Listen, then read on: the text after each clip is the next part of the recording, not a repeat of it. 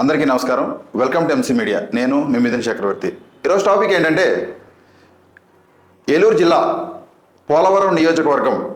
ఈ నియోజకవర్గం ఎప్పుడూ కూడా నిరంతరం ఏదో ఒక రూపేణ ప్రజల నోట్లో కానీ ఆ యొక్క అధిష్టానం దృష్టిలో కానీ ఎప్పుడూ కూడా నోట్లో నాంతానే ఉంటుంది. అది ఎందుకు అని అంటే మంచని చెడ్డని నేను చెప్పను, కానీ ఖచ్చితంగా ఈ యొక్క నియోజకవర్గ ఎమ్మెల్యే ప్రతి విషయంలోనూ కూడా ప్రతి దాంట్లోనూ కూడా అందరికీ కూడా అటు టార్గెట్ అవడమా లేకపోతే ఈయన టార్గెట్ చేయడమా ఏదో ఒకటి నిత్యం ప్రజల్లో జరుగుతూనే ఉంటుంది.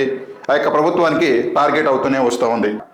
రీసెంట్గా ఆయన ఒక ర్యాలీ ద్వారా ఏలూరు బయలుదేరుతూ మార్గ మధ్యలో కారు టాప్ భాగానికి ఎక్కి ఒక ప్రెస్ మీట్ ఇవ్వడం జరిగింది. అది చాలా సంచలనమైంది, అందరినీ ఆకర్షించింది, అందరినీ ఆయన వైపు తిప్పుకునేలా చేసింది. ఈరోజు పోలవరం నియోజకవర్గంలో ఉన్నటువంటి నాయకులతో ఈరోజు ఏలూరు బయలుదేరడం జరిగింది. ఏదైతే జనసేన పార్టీ పోలవరం నియోజకవర్గాల్లో తక్కువ చేసే మాట్లాడే వారికి, అలాగే జనసేన తక్కువ చేసి మాట్లాడే వారికి అని అక్కడ ఆయన చెప్పడం జరిగింది. ఎందుకని తక్కువ చేసి అని అన్నాడనంటే, ఈ ర్యాలీకి బయలుదేరే ముందు జంగారెడ్డిగూడలో ఒక ఫంక్షన్ హాల్లో ఒక జనసేన మీటింగ్ పెట్టడం జరిగింది.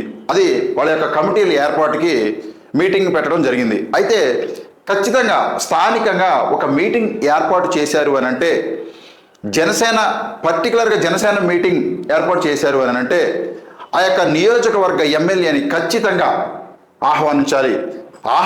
ఆహ్వానించడమే కాకుండా అసలు ఆ మీటింగ్కి ఈ యొక్క నియోజకవర్గ ఎమ్మెల్యేనే ప్రాతినిధ్యం వహిస్తూ సభాధ్యక్షులుగా కూడా ఉండాలి. అయితే మరి ఈ జంగారెడ్డిగూడెంలో పెట్టిన మీటింగ్కి అసలు కనీసం ఆ ఎమ్మెల్యేకి ఆహ్వానం కూడా పంపించలేదనంట. అయితే ఇది ఆ యొక్క పార్టీ ఆ యొక్క జిల్లా ఇన్ఛార్జీలుగా ఉన్న కాకినాడ ఎమ్మెల్యే గారు ఇక్కడికి వచ్చి ఈ జనసేన నాయకులతో ఆ కళ్యాణ మండపంలో మీటింగ్ పెట్టి ఎమ్మెల్యేని పిలవకుండా మీటింగ్ జరపడం ఏంటి అని చెప్పేసి ఈయన ఆ రోజు ఆయన బలాన్ని నిరూపించుకోవడానికి, ఆయన యొక్క పార్టీ మెజారిటీని కూడా ప్రజల్లో చూపించడానికి ఈ యొక్క జరిగిన అవమానకర మీటింగ్ని, ఆయన అవమానించిన ఈ యొక్క మీటింగ్ని ప్రజలకు తెలియచేయడానికి గాను ఆయన భారీ ర్యాలీతో అక్కడికి రావడం జరిగింది. అయితే ఇక్కడ అంతర్గతంగా వాళ్ళ పార్టీ వ్యవహారాలు వాళ్ళకు ఉండొచ్చు, కానీ నేను ఇక్కడ మాట్లాడేది ఏంటంటే పార్టీల గురించి మాట్లాడటం లేదు, ఆ యొక్క వ్యక్తిగతంగా గురించి కూడా నేను మాట్లాడటం లేదు, ఆ యొక్క ఎమ్మెల్యే పనితీరు గురించి మాట్లాడటం లేదు. నేను ఇక్కడ మాట్లాడేదల్లా ఒక్క టాపిక్ గురించే ఈ వీడియో చేయడం జరిగింది. మీకు తెలుసు, గతంలో ఇదే ఎమ్మెల్యేని మొట్టమొదటిగా వీడియో చేసిన ఘనత కూడా ఎంసీ మీడియాదే. అది ఏ రకంగా చేశాననేది, ఏ లెవెల్లో చేశాననేది కూడా మీకు తెలుసు. కానీ ఇప్పుడు కూడా నేను వీడియో చేస్తున్నాను అని అంటే దాన్ని మీరు ఏ రకంగా తీసుకుంటారనేది మీ విజ్ఞతకి వదిలేస్తా ఉన్నా. అయితే ఇక్కడ నేను తీసుకున్న టాపిక్ ఏంటంటే కేవలం కుల ప్రాతిపదికన జరిగే ఈ యొక్క జనసేన పార్టీ గురించి నేను చెప్పడానికే ఈ వీడియో చేస్తా ఉన్నా. ఒకవేళ ఆ ఎమ్మెల్యే వాళ్ళ పార్టీ మీద ప్రత్యక్షంగా బురద జల్లలేకపోవచ్చు, కానీ అక్కడ ప్రజలకి అందరికీ కూడా అర్థమైన విషయం ఏంటని అంటే, జనసేన పార్టీలో ఎస్సీ కానీ ఎస్టీ కానీ బీసీ వాళ్ళకి సరైన మనుగడ లేదని చెప్పేసి అక్కడ మనకి క్లియర్గా అర్థమవుతా ఉంది. అయితే ఎందుకని అని అంటే, ఇలాగే చాలామంది కూటమి ప్రభుత్వంలో కొంతమంది ఎమ్మెల్యేలు వేరే వాళ్ళ మీద వాళ్ళ యొక్క వ్యక్తిగత ఇబ్బందులు కానీ లేకపోతే అవినీతి ఆరోపణలు కానీ ఇలా కొన్ని పర్సనల్ ఇబ్బందులు కానీ వీటన్నిటి కూడా చాలామంది ఎమ్మెల్యేల మీద వచ్చినాయి. అక్కడ చూసుకుంటే అరవ శ్రీధర్ అనే ఎమ్మెల్యే మీద కూడా వచ్చింది, కానీ ఆయన బాగానే రన్ అవుతూ ఉన్నాడు. అదే పార్టీలో నిత్యం ప్రెస్ మీట్లు పెడుతూ పార్టీకి దగ్గరగాను ఆ విధంగానే ముందుకెళ్తా ఉన్నాడు. మరి కూటమి ప్రభుత్వంలో కూడా ఒక ఎమ్మెల్యే డైరెక్ట్ గన్ పట్టుకొని వెళ్ళి ఒక డాక్టర్ మీద గురి చూపించిన దాఖలాలు కూడా ఉన్నాయి, కానీ అక్కడ తిరిగి అదే డాక్టర్ మీద కేసు పెట్టారనే తప్ప ఆ ఎమ్మెల్యే మీద కేసు పెట్టలేదు. ఎందుకంటే అక్కడ అగ్రవర్ణ ఎమ్మెల్యేలు వాళ్ళందరూ కూడా. కానీ ఇదే కూటమి ప్రభుత్వంలో మళ్ళీ ఇంకోటి తిరువూరు ఎమ్మెల్యే కూడా ఉన్నాడు. మరి తిరువూరు ఎమ్మెల్యే కొలికపూడి శ్రీనివాస్ కూడా ప్రజలకు చేరువుగా ఆయనకు ఇబ్బందులు అవుతా ఉన్నాయి. ఈ యొక్క ఆధిపత్య ఈ అగ్రకుల ఎవరైతే కొంతమంది వీళ్ళ పైన ఉన్న నాయకులు వీళ్ళ మీద పెత్తనం చేస్తూ ఉన్నారో వాళ్ళకి తలొగ్గకుండా వీళ్ళ పనితీరులో నేను ఎమ్మెల్యేనే కదా, నేను ప్రజల చేత ఎన్నుకోబడినే కదా, రాజ్యాంగబద్ధంగానే నేను కూడా ముందుకెళ్తున్నాను కదా, రాజ్యాంగబద్ధంగానే నేను కూడా గెలిచాను కదా, మరి ఎందుకని ఒకరి దగ్గర నేను తలంచాలి, మోకరిల్లాలి, వాళ్ళు చెప్పింది నేను చెయ్యాలి అనే ఆలోచన తీరుగా ప్రజలకు సేవ చేసే విధంగా వాళ్ళంతటికి వాళ్ళు నియంతగా చేసుకుంటున్నారు కొంతమంది. కానీ పైనున్న పెత్తందారులకు నచ్చగా ఇలాంటి ఎమ్మెల్యేలని తొక్కుతున్నారనేది కూటమి ప్రభుత్వంలో జనసేన కానీ తెలుగుదేశం కానీ మనకి క్లియర్గా కనిపిస్తూ ఉంది. ఇక్కడ నేను ఆ ఎమ్మెల్యే మీద జాలితోనో లేకపోతే ఆ ఎమ్మెల్యే మంచేనో నేను చెప్పట్లేదు. ఇక్కడ నేను చెప్పదలుచుకున్నది ఏంటంటే జనసేనలో క్లియర్గా కనపడతా ఉంది ఏంటి అని అంటే ఎస్టీ ఎమ్మెల్యేని ఖచ్చితంగా కుల ప్రాతిపదికన ఇబ్బంది పెడుతున్నారనేది ఇక్కడ క్లియర్గా అర్థమవుతా ఉంది. అదే స్థానంలో ఒక అగ్రవర్ణకు సంబంధించిన ఏదైనా ఒక ఎమ్మెల్యే కానీ ఉంటే ఖచ్చితంగా వాళ్ళని కూర్చోబెట్టి బతిమలాడు లేకపోతే ఇంకోటి చేసో వాళ్ళని రన్ చేస్తారే తప్ప ఎట్టి పరిస్థితుల్లోనూ కూడా ఈ రకంగా తొక్కాలి అనే ఆలోచన అయితే ఉండదు. మనకి క్లియర్గా కనపడతా ఉంది ఏంటంటే ఇక్కడ పెత్తందారులు వాళ్ళ పెత్తనం నడవట్లేదని చెప్పేసి గిరిజన ఎమ్మెల్యే కాబట్టి తొక్కాలి అనే ధోరణితో ముందుకెళ్తా ఉన్నారు. ఈ 2 ఏళ్లలో నన్ను చాలా ఇబ్బంది పెట్టారని చెప్పడం జరిగింది. అయితే 2 ఏళ్ళు ఓపిక పట్టానేనని చెప్తా ఉన్నాడు. అయితే ఈ 2 ఏళ్లలో ఇప్పటి వరకు కూడా సొంత పార్టీ పైన ఎలిగేషన్ తీసుకురాకుండా ఈ 2 ఏళ్లలో బహిరంగంగా కారు పైనెక్కి పెత్తందారులను ఇంకా నడవనివ్వను అని ఎందుకు చెప్తా ఉన్నారంటే ఖచ్చితంగా పరిస్థితి పీక్ స్టేజ్లోకి వచ్చేసిందని అర్థమవుతా ఉంది. పీక మీద కాలు పెట్టి నలుపుతా ఉన్నారనేదే అర్థమైంది. కాబట్టి ఆయన లాస్ట్ మినిట్లో ఎవరైనా సరే చనిపోయే పరిస్థితిలో ఉన్నప్పుడు ఖచ్చితంగా ఎవరైనా సరే నన్ను రక్షించండి, లేకపోతే నాకు మంచినీళ్ళు ఇవ్వండి, నన్ను బ్రతికించండి అనే స్థాయిలో పులికేక పెడతారు. ఆ మాదిరి ఆయన ఆ రోజు పెత్తందారుల వ్యవస్థలో ఇబ్బంది పడుతూ ఉన్న యొక్క గిరిజనులను కాపాడండి అని చెప్పేసి ఆయన ఆ రోజున అలా చెప్పడం జరిగిందని చెప్పేసి మనకు అర్థమవుతా ఉంది. ఎవరైనా సరే ఖచ్చితంగా మితిమీరిపోయి తెగేదాకా లాగితేనే తప్ప ఖచ్చితంగా ఆ రీతిలో సొంత పార్టీ వాళ్ళపై ఆ రకంగా చెప్పరు అని చెప్పేసి మనం అర్థం చేసుకోవాలి. అతని పార్టీ పరంగా కానీ మిగతా విషయాల్లో కానీ నేను చెప్పడం లేదు. కుల వివక్షత గురించే నేను ఇక్కడ మాట్లాడుతూ ఉన్నాను. ఎవరైనా సరే ఖచ్చితంగా ప్రాణాపాయ స్థితిలో బ్రతికించండి అని చెప్పేసి ఆఖరి కేక మాదిరిగా ఆయన ఆ రోజున కారు మీద కూర్చొని ఆ విధంగా మాట్లాడారని నాకు అర్థమవుతా ఉంది. మరి ఇదే విషయాన్ని గిరిజన బిడ్డలు కూడా ఆ యొక్క నియోజకవర్గ గిరిజన బిడ్డలు కూడా ఎవరైనా సరే పెత్తందారులు మన రిజర్వేషన్, మన ఎమ్మెల్యే, మన పదవి, రాజ్యాంగబద్ధంగా మనకిచ్చిన రిజర్వేషన్ హక్కుల పరంగా మన వాళ్ళని మనం సపోర్ట్ చేసుకోవాలి తప్ప ఎప్పటికీ కూడా వేరే వాళ్ళను ఎంకరేజ్ చేస్తే ఖచ్చితంగా మనకి మనుగడ ఉండదు. ఈ రోజు కాకపోతే రేపైనా సరే నేను ఇక్కడ పార్టీ గురించి మాట్లాడడం లేదు. కేవలం ఎస్సీ ఎస్టీ బీసీ సంబంధించిన వ్యక్తుల గురించి, వాళ్ళ యొక్క ఇబ్బందుల గురించి, వాళ్ళ యొక్క ఆపదల గురించి నేను మాట్లాడుతూ ఉన్నాను. మరి ఇలాంటి పరిస్థితిలో ఇబ్బంది పడుతున్న సమయంలో ఈ రోజు ఇతను అవ్వచ్చు, రేపటి రోజున ఇదే ఎస్టీ రిజర్వేషన్ లో ఇదే నియోజకవర్గంలో మరో గిరిజన పుత్రుడికే ఇవ్వాలి తప్ప వేరే వాళ్ళకి ఛాన్స్ రాదు. మరి రేపటి రోజున కూడా నీవు ఎమ్మెల్యే అయితే నిన్ను కూడా ఇదే రకంగా తొక్కితే నీవు ఏ విధంగా బాధపడతావు అనేది ఈ రోజు ఆ కారు మీద నుంచొని పులికేకలు పెడతా ఉన్న యొక్క వ్యక్తిని బాధను అర్థం చేసుకోమని నేను చెప్తా ఉన్నాను. మీ అందరికన్నా ఎక్కువగా విమర్శించింది నేనే, మీ అందరికన్నా ధైర్యంగా అందరికంటే ముందు చెప్పింది కూడా ఎంసీ మీడియా అని చెప్పేసి మీరు గుర్తించాలి. రేపటి రోజున ఇదే పరిస్థితి మనము కూడా ఒక ఎస్టీఏ, మనం కూడా ఒక ఎస్సీఏ, మనం కూడా ఒక బీసీఏ అని రేపటి రోజున మనకి కూడా ఇదే పరిస్థితి వస్తుందని చెప్పేసి ముందే ఆలోచనతో మేల్కొని మన జాతిని మనం ముందుకు తీసుకెళ్ళగలిగితేనే మన జాతికి మనుగడ ఉంటుందని చెప్పేసి ఆలోచన చేయండి. గెలిచిన నాటి నుంచి కూడా నేను ఈ యొక్క పెత్తందారుల చేతిలో ఇబ్బంది పడుతూనే వస్తున్నా. నేను ఈ విషయాన్ని అధిష్టానానికి విన్నవించుకుంటానే ఉన్నాను నేను అని చెప్తా ఉన్నాడు ఇక్కడ ఎమ్మెల్యే. అయితే ఇక్కడ విన్నవించుకుంటున్నది ఎవరి మీద అంటే ఇక్కడ పెత్తందారుల మీద చెప్తా ఉన్నా నేను అని. మరి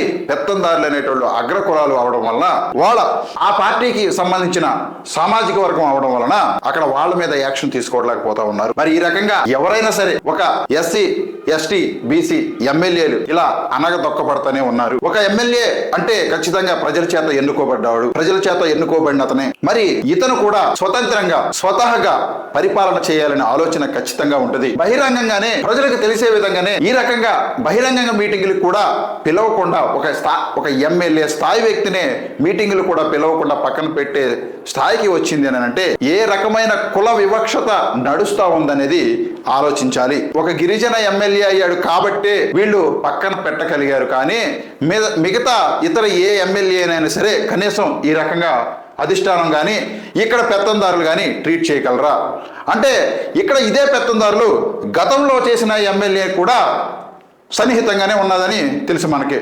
మరి అదే ఎమ్మెల్యే కూడా వాళ్ళని పక్కన పెట్టి వీళ్ళు కూడా స్వతహాగా చేసుకునేటట్టుగా వచ్చిందనంటే ఇక్కడ లోపం ఎవరిలో కనిపిస్తా ఉంది మనకి. అంటే ఎవరికైనా సరే ఆశ ఉంటుంది ఖచ్చితంగా ఎమ్మెల్యే అయిన తర్వాత వాళ్ళు నేను కూడా ప్రజలకు సేవ చేసుకోవాలి, నేను కూడా ప్రజల్లో తిరగాలి, నేను కూడా ప్రజల్లో పేరు తెచ్చుకోవాలి, కీర్తిని తెచ్చుకోవాలి, ప్రజలకు సేవ చేసుకోవాలి, రేపటి రోజున మళ్ళీ భవిష్యత్తులో నేను ఎమ్మెల్యేగా ఎదగాలి, రాజకీయ నాయకుడిగా మరింతగా ఎదగాలి, నా గిరిజన బిడ్డకి, నా జాతి బిడ్డలకి, నా గ్రామానికి, నా ఏరియాకి, నా నియోజకవర్గానికి మంచి చేసుకోవాలి, నా పేరు వినిపించాలి అనే ఖచ్చితంగా ఒక సొంత ఆలోచన అయితే ఉంటుంది. మరి ఆ రీతిలో ఖచ్చితంగా గెలిచిన వాళ్ళు ముందుకెళ్తారు. మరి ఇలా వెళ్ళే ఎమ్మెల్యేలు మాత్రం ఇక్కడ మనకి ఎగ్జాంపుల్ గా తిరువురు ఎమ్మెల్యే కొలిపూడి శ్రీనివాస్, పోలవరం ఎమ్మెల్యే చిర్రి బాలరాజు మనకి స్పష్టంగా కనిపిస్తా ఉన్నారు. వాళ్ళ వ్యక్తిగతం, వాళ్ళ ఫ్యామిలీ విషయాలు నిజంగా వాటిని కూడా రోడ్డు మీదకి తీసుకొచ్చి మాట్లాడుతూ ఉన్నారు. ప్రతి కుటుంబంలో జరిగే విషయాలు ఇవన్నీ కూడా భార్యాభర్తల గొడవలు అనేవి ఇవన్నీ కూడా జరుగుతూ ఉంటాయి.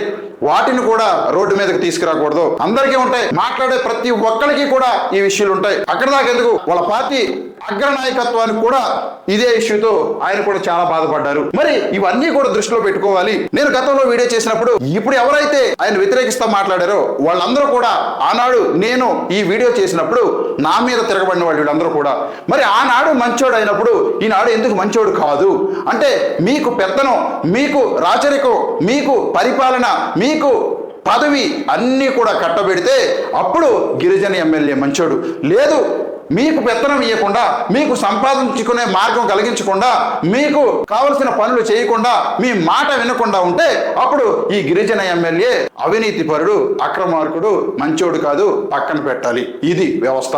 జనసేనలో జరుగుతున్న ప్రస్తుత తీరిది. నేను ఎందుకు చెప్తా ఉన్నానంటే ఇవన్నీ కూడా రేపటి రోజునైనా సరే ఏ పార్టీ అయినా కానీ ఖచ్చితంగా ఎస్సీ ఎస్టీ బీసీల్లో ఎవరు పదవి అధిరోహించినా ఖచ్చితంగా వాళ్ళు చేసుకునే తీరుగా, వాళ్ళు ముందుకెళ్లే తీరుగా ఉండాలి తప్ప తక్కువ క్యాస్ట్ అని చెప్పేసి వాళ్ళు ఎమ్మెల్యే అయినా సరే వాళ్ళని పని చేయనీయకుండా ఈ రకంగా పెత్తందారులు మాట వినాలని చెప్పేసి ఇబ్బంది పెడతా ఉంటే ఎవరికైనా సరే బాధ కలుగుతుంది.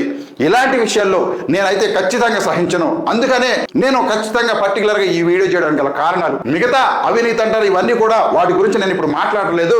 అవినీతి జరిగింది, లేకపోతే అక్రమాలు జరుగుతూ ఉన్నాయి, లేకపోతే ఇబ్బందులు జరుగుతున్నాయి అని అంటే నిజ నిర్ధారణ కమిటీ ఉంటుంది. నిజ నిర్ధారణ చేసి దానికి సంబంధించింది ఏమన్నా అవినీతి జరుగుంటే దానికి సంబంధించి చట్టబద్ధంగా చర్యలు తీసుకోవాలి తప్ప ఇలా వ్యక్తిగతంగా వ్యక్తిని కించపరిచే విధంగా, వ్యక్తిని ఇబ్బంది పట్టే విధంగా, వ్యక్తిని హేళన చేస్తూ ఇలా మీటింగ్లు పిలవకుండా, పార్టీలో ఎమ్మెల్యే అయ్యుండి కూడా గవర్నమెంట్లో భాగస్వామి అయ్యుండి కూడా అతన్ని ఈ రకంగా కించపరుస్తూ మీటింగులు పిలవకుండా హేళన చేస్తా ఉన్నారనంటే దీనికి మొట్టమొదటి కారణం అతను ఒక గిరిజన బిడ్డ అయ్యడం వల్లనే. అదే ఇతను ఒక అగ్రకులంలో పుట్టుంటే ఖచ్చితంగా ఇతను ఈ రోజున ఇన్ని అవమానాలు పాలు అయ్యేటేడు కాదు. పోలవరంలో మొత్తం 7 మండలాలు ఉన్నాయి. ఇందులో 7 మండలాల్లో 6 మండలాలు కూడా నేను పర్టికులర్గా సామాజిక వర్గం చెప్పట్లేదు, కానీ అగ్రకుల సామాజిక వర్గానికి చెందిన మండల ప్రెసిడెంట్లని ఎంచుకోవడం జరిగింది. ఒకటి కేవలం బుట్టాయిగూడెం మాత్రం ఒక గిరిజన వ్యక్తికి మండల ప్రెసిడెంట్ ఇవ్వడం జరిగింది. అయితే ఇక్కడ ఉన్న 7 మండల ప్రెసిడెంట్లను కూడా ఎమ్మెల్యేకి సంబంధం లేకుండానే అక్కడ పార్టీ ప్రెసిడెంట్లని నియమించడం జరిగింది. పార్టీ ప్రెసిడెంట్లని ఖచ్చితంగా నియమించాల్సింది ఆ యొక్క నియోజకవర్గ ఎమ్మెల్యే అని చెప్పేసి అందరికీ తెలుసు. ఒక గిరిజన సామాజిక వర్గానికి చెందిన ఎస్టీ రిజర్వ్డ్ అయిన కాన్స్టిట్యున్సీలో 7 మండలాల్లో 6 మండలాలు అగ్రకులానికి సంబంధించిన మండల ప్రెసిడెంట్లను నియమిస్తే ఒక ఒకే ఒక్కటి మాత్రం గిరిజన సామాజిక వర్గానికి చెందిన ప్రెసిడెంట్ని నియమించడం జరిగింది. ఇంకా ఎక్కడ అక్కడ ఎస్టీ కాన్స్టిట్యున్సీ అని చెప్పేసి మనకి చూపించబడతా ఉంది, చెప్పండి ఒకసారి. ఇంకా ఎక్కడ వాళ్ళకి గిరిజనులకి న్యాయం జరుగుతుందని చెప్పేసి మనం ఆలోచించాలి. అంటే ఆ కాన్స్టిట్యున్సీ అసలు రిజర్వ్డ్ కాన్స్టిట్యున్సీ అంటే ఆ కాన్స్టిట్యున్సీలో ఖచ్చితంగా ఆ సామాజిక వర్గానికి చెందిన వాళ్ళకి న్యాయం జరుగుతుందని చెప్పేసి, ఆ సామాజిక వర్గానికి చెందిన వాళ్ళకి పదవులు అందుతాయని చెప్పేసి, ఆ సామాజిక వర్గానికి చెందిన వాళ్ళకు మాత్రం ఆ సామాజిక వర్గానికి చెందిన వాళ్ళు ఆర్థికంగా అభివృద్ధి చెందుతారని చెప్పేసి, వాళ్ళందరికీ కూడా మంచిగా బ్రతుకుతారని చెప్పేసి, వాళ్ళు కూడా వృద్ధిలోకి వస్తారు. ఆర్థికంగా కానీ, అన్ని విధాలంగా కానీ, రాజకీయంగా కానీ, అంగబలంగా కానీ, అర్ధబలంగా కానీ, ప్రతి విషయంలోనూ కూడా వాళ్ళు కూడా అభివృద్ధి చెందుతారని చెప్పేసి ఇక్కడ రిజర్వ్డ్ కాన్స్టిట్యున్సీలు పెట్టడం జరుగుతుంది. కానీ పర్టికులర్ గా రిజర్వ్డ్ కాన్స్టిట్యున్సీలోనే ఎప్పుడు కూడా ప్రతి కాన్స్టిట్యున్సీలో కూడా ఇబ్బంది జరుగుతూ ఉంటుంది. నిత్యం కూడా ప్రతి ఏదైతే రిజర్వ్డ్ కాన్స్టిట్యున్సీ ఉంటుందో ఆ కాన్స్టిట్యున్సీలో ఖచ్చితంగా పెత్తందారుల పెత్తనం ఎప్పుడు కూడా నడుస్తూనే ఉంటుంది. అక్కడ నిలబడ్డ ఎమ్మెల్యే ఎప్పుడు కూడా హేళన చెందుతూనే ఉంటాడు, అవమాన పడతానే ఉంటాడు, ఇబ్బంది పడతానే ఉంటాడు. ఉదాహరణే తిరువూరు ఎమ్మెల్యే కొలుకుపూడి శ్రీనివాస్, పోలవరం ఎమ్మెల్యే చిర్రి బాలరాజు. మరి ఆయన చెప్పాడు, నేను పంచాయతీ ప్రెసిడెంట్ గాని అన్ని కూడా నుంచోబెట్టి నేను గెలిపిస్తానని చెప్పేసి. కానీ ఇక్కడ ఇంకోటి కూడా ఆలోచించాలి. రేపటి రోజున మరి ఆయన పంచాయతీ ప్రెసిడెంట్లు పెట్టేదానికి వాళ్ళు ఛాన్స్ ఇస్తారో లేదో కూడా తెలియదు. అంత దౌర్భాగ్యానికి దిగిపోయింది కూటమి ప్రభుత్వం భాగంలోని ఈ యొక్క పార్టీలు. పర్టికులర్ గా ఇక్కడ జనసేన మరి కొన్ని మండలాల్లో కొన్ని గ్రామాల్లో ఆ యొక్క ఎమ్మెల్యేని బాయ్కాట్ చేస్తున్నారంట. అంటే మీరు పార్టీ పరంగా బాయ్కాట్ చేస్తా ఉన్నారా, కులం పరంగా బాయ్కాట్ చేస్తున్నారనేది ఒకసారి మీరు తేల్చాలి. మరి కులం పరంగా బాయ్కాట్ చేస్తే అధిష్టానం ఏం చేస్తా ఉంది? అక్కడ అధిష్టానం కులాన్ని ఎంకరేజ్ చేస్తుందా? ఇక్కడ ఈ కాన్స్టిట్యున్సీ రిజర్వ్ కాన్స్టిట్యున్సీలో ఎస్టీ వాళ్ళదే పెత్తనం ఉండాలి, ఎస్టీ వాళ్ళే పరిపాలన చేయాలి, ఎస్టీ వాళ్ళే పదవులు అనిపించాలని చెప్పేసి మనకి రాజ్యాంగంలో రిజర్వేషన్లో పొందుపరిచిన యొక్క చట్టాలు చెప్తా ఉంటే, మీరు మాత్రం రిజర్వేషన్లో ఉన్నా సరే ఇక్కడ రిజర్వేషన్ ఎమ్మెల్యే పరిపాలించకూడదు, పెత్తందారులే పరిపాలించాలని చెప్పేసి మీరు ఏమైనా పైనుంచి సంకేతాలు పంపిస్తా ఉన్నారా? నేను కొంతమందిని కూడా కదిపాను అక్కడ నియోజకవర్గంలో, వాళ్ళు కూడా చెప్తా ఉన్నారు. వాళ్ళు ఎగ్జాంపుల్ ఏం చెప్తా ఉన్నారంటే, ఏముంటది ఇంకా ఎస్టీ ఎమ్మెల్యే అంటే ఎవరైనా సరే అంతే కదా, ఖచ్చితంగా ఎస్టీ కానీ ఎస్సీని కానీ ఎమ్మెల్యేలు అయితే పైన వాళ్ళు చెప్పింది వినాలి కదా, మరి వినకపోతే ఇలాగే ఇబ్బంది పెడతారని చెప్పేసి కొంతమంది నేను టచ్ చేస్తే కూడా ఇదే విషయం చెప్పారు. ఏది ఏమైనా ఇక్కడ కుల వివక్షత నడుస్తా ఉందని చెప్పేసి ఎస్టీలే పరిపాలించాలి, ఎస్టీలే ముందుకెళ్ళాలి, ఎస్టీలే అభివృద్ధి చెందాలి ఆర్థికంగా అన్ని విధాలని చెప్పేసి నా యొక్క వీడియో ద్వారా తెలియజేస్తూ సెలవు తీసుకుంటా ఉన్నాను. జై భీమ్.